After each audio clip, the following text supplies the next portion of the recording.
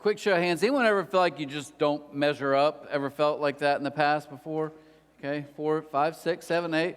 Married guys, hold your hand up. It's the best joke I got today. It's only going downhill from here. Thank you for that compliment. If you notice before we get started, looking on the seats, the bags of honey. If you want to grab one, and yeah, no one's doing that. Okay, let's see how this day's going to go. We got it. Because that's what we're going to talk about here in a second. We're in a series of Mark chapters 1 and 2. Shameless plug, I've got a little bit of Two Chicks honey. C3 sponsored right here, guys. Anyone like honey? Okay, 4 people, good. You may keep doing this all day. Just keep asking questions. No one answers, no one cares. Okay, so here's the concept of you're in and you're invited. Watching the Super Bowl this past Sunday at my mom and dad's house, and they're talking about Brock Purdy, quarterback for San Francisco 49ers. They call him Mr. Irrelevant. And in case you don't know where that comes from, the reason they call him that is because he was the last pick. Several years back, a guy came up with it and just said, from now on, last pick, NFL draft, we're going to call him Mr. Irrelevant. And the reason for that is because there's usually a good chance they're not even going to make the team. They're going to get cut before spring camp's over. And even if they do, they're not going to make the 53-man roster. Well, Purdy actually did all that, and then next thing you know, he's playing starting quarterback of a Super Bowl. So it's an incredible story. But as I was watching that and kind of thinking about being the 262nd pick, you are the last pick. You are the worst of the best. And I thought that goes really well with what we're going to talk about today. But if you guys can just forgive me for a second, I've got to be a little bit of a Bible nerd, okay? You guys care if I do that for literally, give me 4 minutes. 4 minutes to begin this. But I want to set up, as we're talking about Jesus calling his early followers, to get you in this mindset, because I think we read it. I think we read it like Americans. We think of American culture. So I want to give you first century Jewish culture and kind of how their system worked, how school worked. And yeah, so there's basically 3, and this is all tradition. You look it up, and people argue little stuff, but the big idea is there. So you had this Bet Sefer, and this is the first level where they would take, similar to America, kids at about 5 to 6 would start school. Now here's where it's different. You would have a rabbi who was the teacher, and the rabbi, a couple neat things from this first level, 6 to 10-year-olds. So the first day that they came in, this rabbi would take literally their tablet, and he would take honey, and honey at this time was like like candy for a kid, obviously. So he'd take honey and he'd put it all over this tablet, and he'd say, now I want you to literally take your finger, it's all over them, it's sticky. He'd say, I want you to eat this honey as a reminder of God, like God is good. I want you to think about sticky. I want it to stick with you. I want it to be inside of you. This is God's instructions for us. So that's how they started out school. That was the concept. And rabbis, if you read in history, always were like trying to get kids interested, much like teachers today. They're setting stuff on fire. That was kind of how it worked. But here's what's crazy. So they took these 5 to 6 to 10-year-olds in that 4 to 5 year range and said, we want you to memorize Genesis through Deuteronomy, called the Torah, the first 5 books of the Bible. Memorize, ready? 6 to 10. Need you to memorize this. Now, what's interesting to me is, I think we all hear that and they're like, there's no way you could get a 6, 7, 8, 9-year-old to memorize the first 5 books of the Bible. And just this past Tuesday, we have Kids Club here, and there's 2 little girls, won't say their names, but they're working on their math homework, and I was trying to help them. I was like, I think it was like maybe multiplication or subtraction something, who knows? I'm a terrible teacher, but I'm trying to help them out. And one of the girls looked at me, and almost with a tear in her eye, she said, I can't learn this. I just can't learn this. Well, it kind of took me back. I was like, oh man, I kind of felt bad for him. Like, hey, look, you'll get it, trying to be that guy. But in a moment, it hit me, wait a minute. I've just literally listened to you quote every lyric of 3 Eminem songs and 2 Taylor Swift songs. So don't give me that crap, right? I was like, no, we ain't playing that game. You can memorize stuff. It's just the stuff you want to. My wife would tell you this. She's like, oh, I've got a terrible memory. And she claims that because she'll text me like, when's our anniversary again? Like, well, it's in 3 days. Oh, okay. I can't remember if it was the 16th or the 17th. She does it all the time, right? But if you ask my wife to sit down and say, can you quote word for word Dumb and Dumber? She's like, I got you. Like, it's just like line after line, north and south. I mean, go down the line. It's like, no, we can memorize this stuff that we want. But these kids would do that, and then school progressed. So they moved to a different school from about 10 to 14, kind of like, we'd think like middle school, that kind of thing. But now the goal was to memorize. Guys, this is so crazy. Literally, we need you to memorize, if you're going to stay in school and be a student, Genesis to Malachi. Okay, memorized. I actually read of a guy who's in a Jewish synagogue. He's actually a Christian. This is like the late 80s. And he said, I was in this Jewish synagogue, this school, like 17 or 18. He said, I'm the only Christian in there, but every Jewish person in there had the whole Old Testament memorized. Everyone except me. I was the only one not to. So they memorized it. But then they would also do something a little unique. They would have this thing where you would learn to question. When someone would ask you a question, instead of just giving an answer, you would usually respond with a question that made them, actually the answer would sometimes be, it's very complicated. But that's what they were taught to do. That's why Jesus, if you remember when he left the temple, and there's a story there, Jesus was little, about this age, and they came back and they marveled, but he was in the temple doing what? Asking questions. Because that would have been this part of the learning. But this is where it gets really good. This is the best part. Bet Midrash, the last one. This is at 14.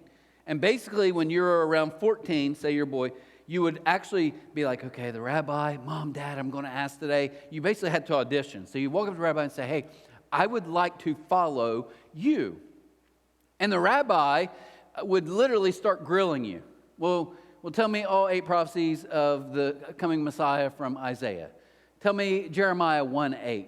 But don't just tell me Jeremiah 1:8. Tell me what that means in context to Jeremiah 2:16. I mean, just grilling these guys. You give your answers, and one of two things would happen. If the rabbi was really impressed with you, he would look at you and say, I think you can do what I do. I believe you can become who I am. So follow me. If the rabbi thought you were a knucklehead, like most of us in this room, oh no, Jeremiah, oh Jerry, that'd be me talking. So it'd be like us idiots, then they would say, look, here's your advice. You don't have what it takes. You don't. Seem like a good kid. You don't have what it takes. So here's what I want you to do. I want you to go home and apply the trade. And what they meant by that was go home and do what your dad does and have many babies and pray one of them one day can maybe become a rabbi and do what I do. So that was your instructions. Now, they followed this so severe that if you actually got selected by a rabbi, and I read this is a tradition, but it's actually, a guy was saying he watched this happen. He said literally the rabbi had a limp, right? So it was like a right leg, bad leg. He was limping, and he had 5 followers. And all 5 of these young boys, 15, 16, 17, walked with a limp. Because when they say follow me, they mean literally follow me. Follow me in every aspect of life. Okay, so that gives you a little bit of context, but here's how it worked. You'd walk up to the rabbi about 14 and say, I want to be like you. And in that moment, everything was literally hanging in the balance. They'd be like, I think you got what it takes. Come follow me. And your family would celebrate. Or they would say, I'm sorry, you don't have what it takes. Go apply your trade. Now, why did I give you all of that? Because as we read Mark 1, starting in verse 16 today, I think this brings a whole different context. It says, one day as Jesus was walking along the shore of the Sea of Galilee, he saw Simon and his brother Andrew throwing a net into the water, for they fished for a living. Let's stop for a second. So if Simon and Andrew fished for a living, according to ancient Jewish tradition, what does that mean? That means that probably a year or 2 or 3 years before this, that both of these brothers walked up to a rabbi and said, hey, in our school, we want to follow you. And the rabbi said, no, you don't have what it takes, so you go apply the trade. What's their dad do? Dad's a fisherman. Okay, well then go fish. Okay, so they didn't make the cut. Look at verse 17. It says, Jesus called out to them, come follow me, and I will show you how to fish for people. And they left their nets at once, and they followed him. Do you guys realize that literally these guys who were rejected by the religious system, who didn't have what it takes, Jesus comes along and says, no, I want you to come follow me. Many of Jesus' earlier followers were literally high school kids that couldn't make varsity. But think about that for a second. Jesus actually turned the whole world upside down with a group of, if you ever watch, I didn't say this in 9:30, if you guys ever watch like an Easter program when they put it on and they have Jesus and the disciples, every disciple is literally like me, chubby and 45, super hairy legs. Well, I'm son of Jonas. Like, no. It would be more realistic if you took middle school and freshman and sophomore boys and had them walking around with Jesus like, oh my gosh, they were that? Yes. And these are kids that not only they're young, they're not even good enough to make the cut. They couldn't even be varsity with the rabbi. What's Jesus say? He says, no, I want you to come follow me.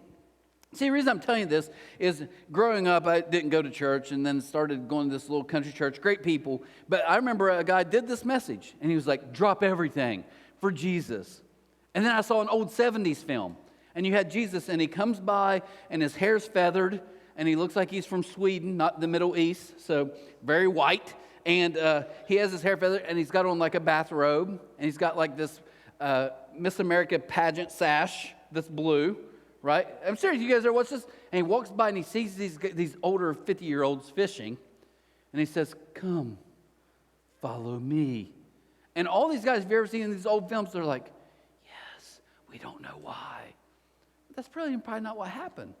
The reality is they've heard rumors of this new rabbi who some are saying may be the Messiah. And then all of a sudden, he comes by and he's like, hey, come follow me. He wants us. We normally have to beg. Now he's asking us to follow him. Look at verse 19. A little farther up the shore, Jesus saw Zebedee's sons, James and John, in a boat repairing their nets. What are they doing? Fishing. Why? Didn't make the cut. He called them at once. They also followed him, leaving their father Zebedee in a boat with the hired men.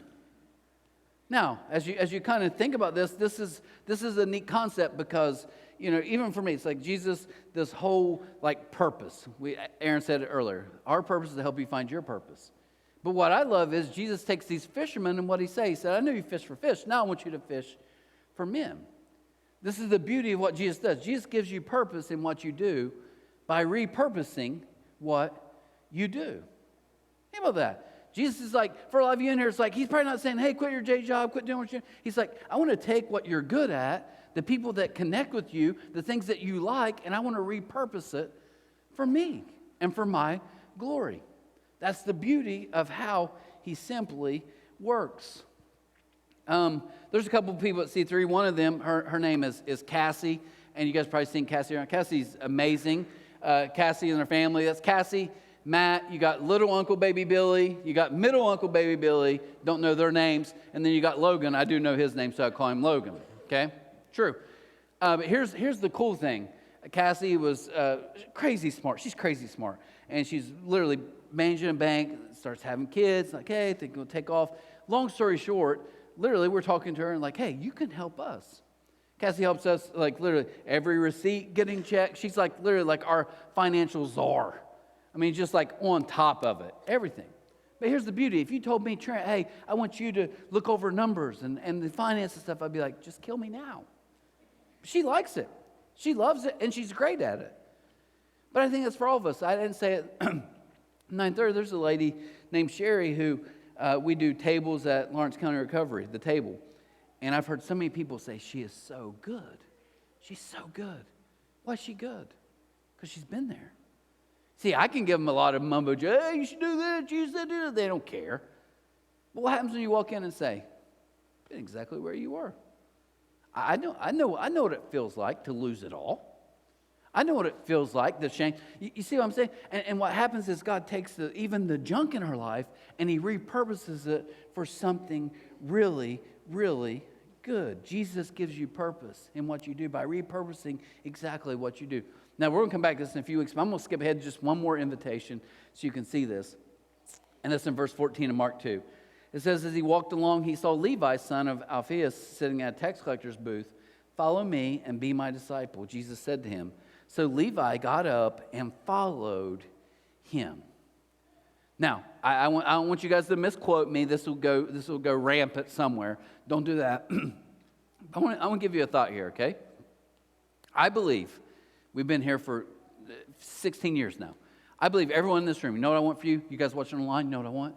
I want you to believe in Jesus. I want you to follow him, even if you don't believe. I want you to kind of check it out and say, hey, could there be something to this? I want you to ultimately, this is bold, I know. I want you to put your trust and your belief in him. I think that's what you're supposed to do. But is it possible? Yes, believe in Jesus. But is it possible today that Jesus also might believe in you? Jesus walked by a tax collector that everyone hated. And I can even see these four dudes, they're like, yeah, it's a fisherman thing. It's Jesus and the fisherman, because that's he likes fishermen. That's who he seems to be calling, all fishermen. And then he walks by, he's like, hey, hey, Matthew, won't you follow me? Whoa, Jesus, we can't do that. I mean, I know we're fishermen and we didn't make the cut, but he's worse than making the cut. He not only didn't make the cut, now he sold out to the enemy. And you're going to say he can follow us? And Jesus is like, no, the rules are changing. Everything's different now. Why? Maybe yes, believe in Jesus, put your trust in him. But what if today the good news is Jesus also maybe believes in you? Jesus is saying, if you let me work through you, you have no clue what I can do in your life.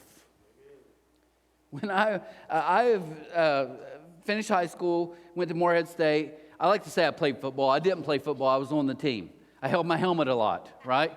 And literally, I knew all the cheerleaders because we all were never doing anything. Like, we're literally like, hey, how you guys? Good. There's a game going on. Who cares? Like, not even worried. I didn't wake up in the morning like a little bit of like a butterflies in my stomach. Oh, my gosh, what if I get in? I knew I wasn't getting in. So I'm there a year, some money stuff, leave, go to Marshall. Well, I love football. I've always loved football. So I'm like, I want to coach football. So I've coached football every year since then. But here's my point. Very first year I ever coached, I coached Sims Valley Little League football, 5th and 6th grade. They had just won the Super Bowl the year before. And man, expectations were high. People were excited. We lost every game but one. Every game but one. Here I'm 20-some years old, got all these 5th and 6th graders. But we lost our first game by like 50. We got mauled. Like I think it was Ironton Bills. Hate them. Just killed us. And I remember I got back to practice that first Monday and I was like, guys, we got killed. We can't have that. This is unacceptable. And like a kid's picking his nose and another kid's like, what? They're not into it.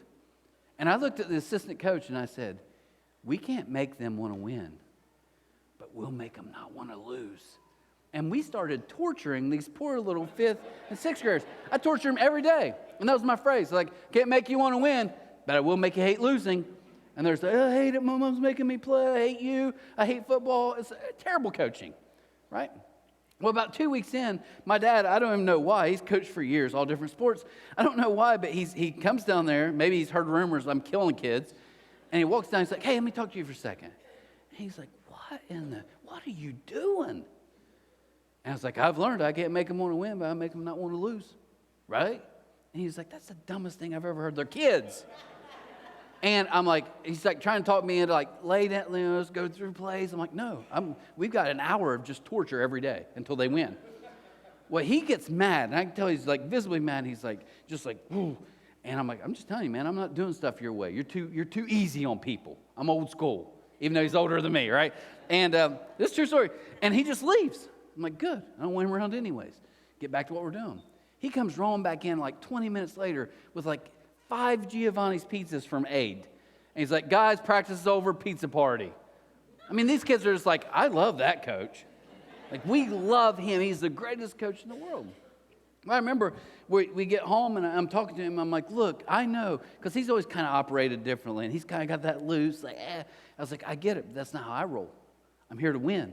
I'm going to teach these kids, like old school Vince Lombardi. And he told me something. He probably didn't remember ever saying this to me. But he said, you know what? He said, you know what I try to do when I coach people? I try to get kids to believe they can be great. And a lot of them don't believe that. They don't. And my job is to let them believe we can do something great together. And that stuck with me. And I'll tell you why, because I think it's Jesus saying, that's how we do it. That's how we do it. You know, my whole life, I love winning. And some of you got, a lot of you people in there, we love to win, right? What's the alternative? Lose? It's awful. But as I've gotten older, I've learned, what if maybe even in all these years of coaching, it's not even winning games, even though you got to stay. But what if it's actually helping kids win? Because I've been around a lot of junior high and high school kids that are losing bad. And they need someone. They need someone to come along and say, I believe in you. I believe in you. See, that's what Jesus literally did to this group. So how do we do this? And Aaron did an amazing job last week talking about this up rhythm. And up is really just about realizing how much you're loved by God. We baptized Dalton just like 2 weeks ago, and then Stryker, a couple baptisms. And if you've ever been to baptism here, here's what we do. We now baptize you in the name of the Father, Son, Holy Spirit, Matthew 28, Great Commission. But what's really happening? Jesus is like, we baptize you in the Trinity. God the Father, God the Son, God the Holy Spirit. Well, that's this rhythm you see Jesus live out all throughout. Read any of the Gospels and you'll start catching on to this. Jesus lived in this up and out rhythm. What's up? Up is not, oh yeah, I got to try harder, got to be better for God. God will like me. No, he's like, God's your Father. You know how dads work? Well, my dad's always disappointed in me. Not this dad.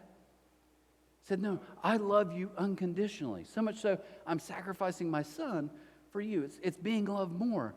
Why? God the Father, he says we're in family. In the Old Testament, if you had walked into a Jewish group and said, hey, God's our dad, they literally would have been like, that's the freakiest thing we've ever heard. It's stupid. It's not even biblical. Jesus comes on scene though, and he's like, they're like, God, and he's like, you mean my Father? Who are you? He said, because he's our Father, family. What's the end we're talking about today? Jesus is like, but I want to do this with people. You need a crew of people. And Jesus said, I came to be a servant. So the way that we do this is we actually learn to serve and love each other. And then what's the spirit side of this out? That's where we learn to love more people.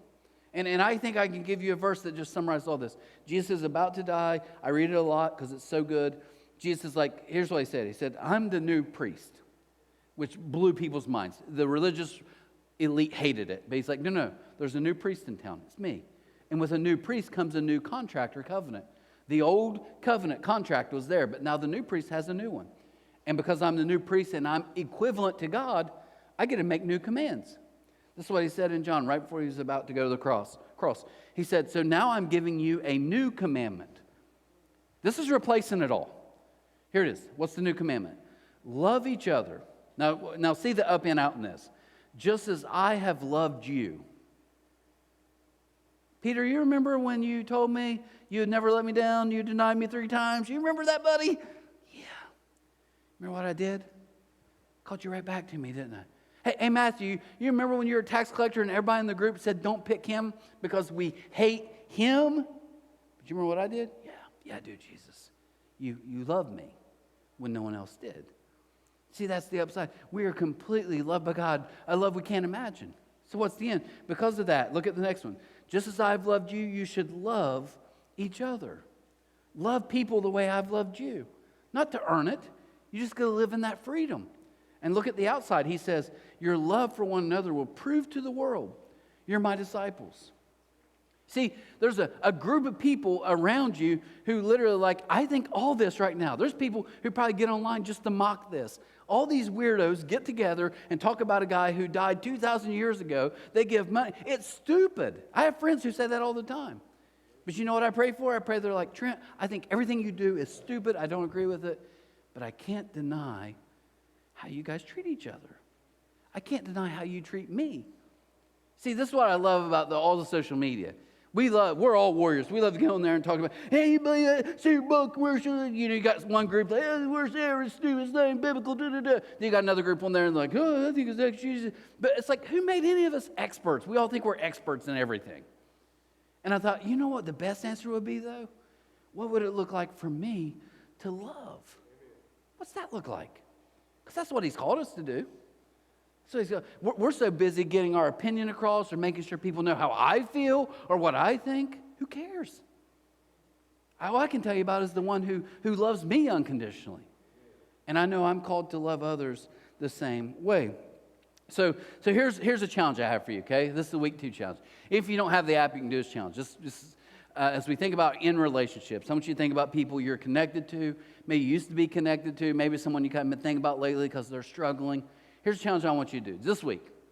Take at least 15 minutes, slow down, and you'll be more like Jesus than you could ever imagine by just slowing down and say, I want to listen. I want to ask. A few years back, a mentor of mine, literally we were talking, and he said, he challenged me with, he's like, you're a talker, you talk a lot, blah, blah, blah. But he said, you probably will always struggle more with listening. And one of the things he said was, when you're normally ready to just get out of a conversation, he said, I want you to dig deeper a little bit more. Here's how he explained it to me. He's like, if you're talking to someone like, hey, how you doing? Well, things aren't good. Yeah, it stinks. Things aren't good. And you leave. That's how I do it. Anyone else like that? And he was like, well, what would it look like for you to slow down and be like, well, what's that mean? And I promise you, the very next week, I'm talking to this lady, great friend of mine. I'm like, hey, hadn't seen her for a while. Like, how you doing? She's like, I'm good. I've just been busy. Now, in that moment, I normally be like, yeah, me too. We're all busy. All right, we'll see you later. Just wait my Mexican. But I remember that she was like, busy. And I thought, stop. I was like, what's busy mean? What's that look like? And she went on and told me what was not busy at all. It was a complete horrible situation in her family with a lot of tough things going on. Why? Because we slow down to listen. My main man Scott in the back, who always runs the computer, he has a group of people they in and out of his garage, and his wife was telling me this a while back and blew my mind. One of the guys really struggling, I think going through a divorce. But here's the phrase that he literally said to them. He said, you guys saved my life. I was at such a bottom place. You were my people each week. And I'm sure to a group of people, it's like, hey, we're watching the game, hanging out, chilling, drinking, throwing darts, what matters? But what you don't realize, this is what Jesus is saying. No, like you're made for each other. You were created to be in community. Jesus always starts with a who, then a crew, and finally a do. You see, we all think Christianity is all about, what do I got to do? Do this, do this, do this, do this. Jesus like, no. All this starts with a who. How much God loves you. That's the who. And then it goes to a crew. You need people.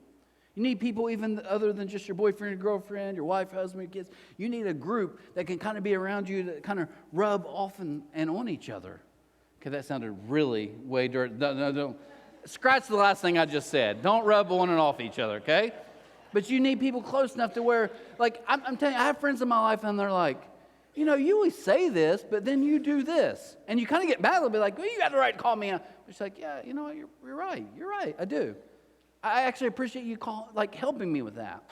When you get around other couples, you realize you can watch and be like, listen, guys, I'm not being rude here or anything, but your guys' communication is awful. I wouldn't talk to my dog like that. She's your wife. I don't know why we don't get along. I can tell you why you don't get along. You talk horrible to each other, right? But you need people because you don't see this just in and of yourself. That's why, even as Phil said, we talked about even tonight, 5:30. I know maybe some of you got stuff going on. It's a long weekend. Cool. But we want you to know you're invited. You're invited. Literally, hang out. More than anything, it's not some weird, crazy Bible study. What we're going to do, we just want to hang out. Why? Because you need a crew, just like I do. We all need a crew. You go to the hub, sign up, let us know, because we're not feeding you if you don't sign up. Last thing I'm going to say, and we'll close, I promise.